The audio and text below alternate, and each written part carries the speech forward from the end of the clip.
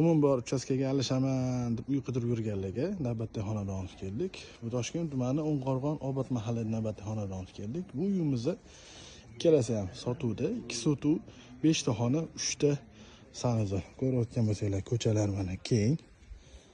Asfalt qilingan. Bu uyimizda domga bartir bor, zaplatasi bilan. Ko'ringlar. Bu yerda mana zeleniy zona qilib joy qoldirgan, anchalik ekilgan. Mana shunaqa chiroyli uy qurib qo'yishgan. Ikkita bir xil aka-ukalar uy qidirayotganlar uchun zo'r variant. Hozir ichini obzor qilib beraman. Ko'ringlar. Ko'rishingiz mumkin bo'lki, bemalol 3 ta mashina sig'adi.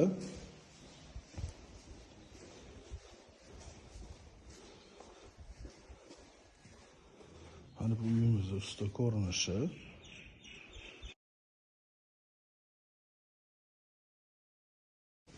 Bu bizada podval.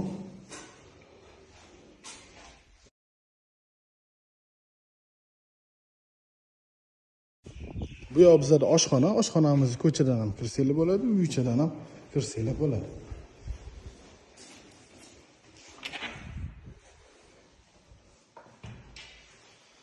Bizning uy ichi kirishimiz. Zaldan boshlasak, bu bizada zal. Zal kattagina. Bu yoq bizada oshxona. Oshxonamiz ham kattagina.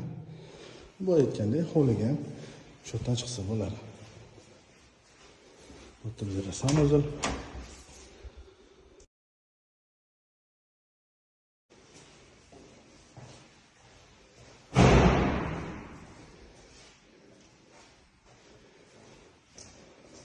Bizada hol, stol qo'yib, televizor qo'yib, qancha mehmonlar sig'dirsa bo'ladi.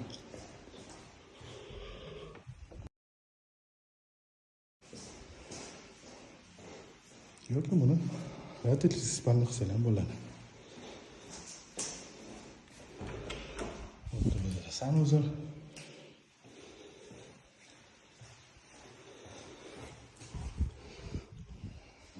Qizning xonasi. Mana shkafga joy qoldirilgan. Bu bizada sanuzor. Bu yerda o'g'il xonasi. Bu uyimizga 129 ming so'raymiz.